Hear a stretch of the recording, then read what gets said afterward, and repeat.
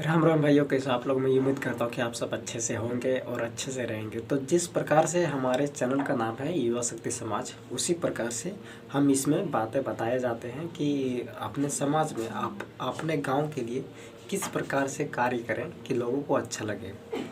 आप अपने गांव के लिए किस प्रकार से अपने युवा शक्ति यानी जो युवा का शक्ति होता है उस शक्ति को किस प्रकार से अपने गांव में दिखाएं, अपने गांव में उस किस प्रकार से अपने शक्ति को लोगों के साथ विकसित करें, अपना शक्ति को अपने गांव में समाज में किस प्रकार से उपयोग करें। आज मैं इन सब चीज़ों पर चर्चा करने वाला, लेकिन सबसे पहले आप सभी का स्वागत है हमारे यूट्यूब चैनल युवा शक्ति समाज पर।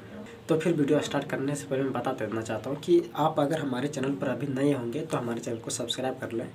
और मैं बता देना चाहता हूँ कि वीडियो जब देख ही रहे तो इसे पूरा देखने का प्रयास करें, नहीं तो आधी वीडियो देखने से आपको समझ में नहीं आएगी और फिर आपको अच्छा भी नहीं लगेगा कि भाई क्या आपने क्या बताया नहीं बताया। तो पूरे वीडियो देखने के बाद में ही आप बता सकते हैं कि भाई आपका वीडियो कैसा नहीं लगा।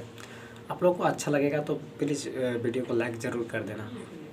और फिर मैं सबसे पहले हमारा जिस प्रकार से हमारे चैनल का नाम है उसी प्रकार से मैं आप लोगों के बीच में वीडियो लाने का प्रयास करता हूँ। हालांकि इस वक्त मैं अभी अपने गांव में नहीं हूँ, अभी इस वक्त मैं मुंबई में हूँ और मुंबई से मैं कल मेरा गाड़ी है और कल मैं अपने गांव की ओर प्रस्थान होऊंगा और शायद हमें 3 दिन लग जाएंगे, 3 दिन लग ही जाते हैं।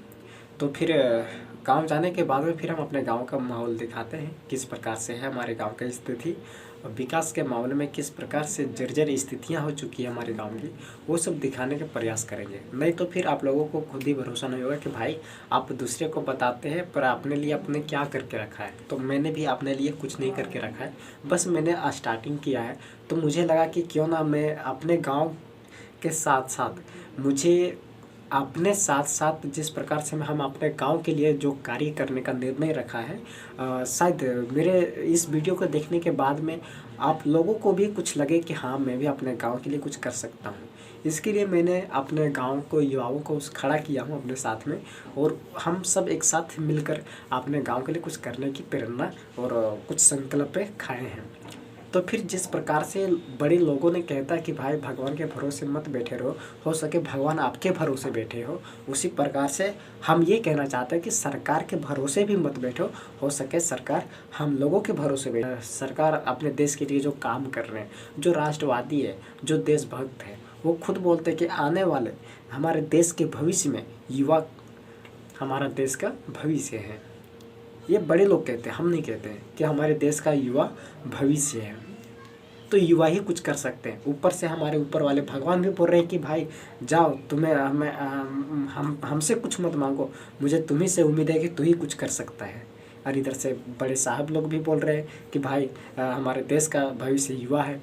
तो फिर हम जिधर से भी आते हैं, जी अपने घर से भी देखते हैं ना, तो अपने घर से भी आज हम अपने लिए कुछ करने के लायक हो गए ना। जब हम कमाने के लिए कुछ मतलब अपने पैरों पे सही से जब हम चलने बोलने लगेंगे तो गाँव वाले भी बोलेंगे, घर वाले भी बोलेंगे कि भाई अब तो कुछ कर और अपने लाइफ में कुछ बेहतर कर। यानी हर एक तरह से आपके ऊपर आएगा। तो हम युवा हैं और हम युवा वो काम कर सकते हैं ना, जो युवा चाहे तो बहुत कुछ कर सकता है। कोई गंजड़ी नशेड़ी भी बन सकता है, तो चोर डकैत भी बन सकता है, तो वो काम नहीं करना है।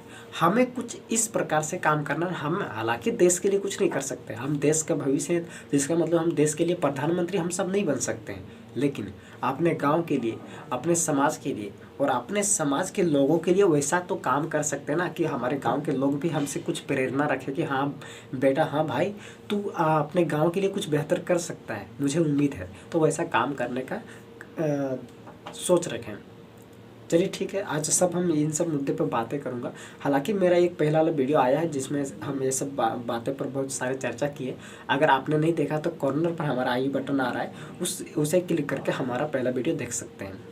तो फिर जितने भी अभी जो भी लोग हमारी इस वीडियो को देख रहे होंगे ना, तो प्लीज़ आप जिस भी गाँव से देखते होंगे, हम आप सबसे एक निवेदन करना चाहते हैं कि आप अपने गाँव के जितने भी आपके साथी, जितने भी सारे युवा, मैं मानता हूँ कि हर एक युवा आपके साथ खड़ा नहीं होंगे, लेकिन शायद मेरे वीडियो को देखने के बाद में अगर कुछ लोगों को समझ में आ गई ना, तो शायद आप अपने गांव के लिए कुछ करने का इच्छा रखें। और मैं कहता हूं कि आप जिस भी गांव से हैं, आप अपने गांव के लिए एक यूट्यूब चैनल खोलें।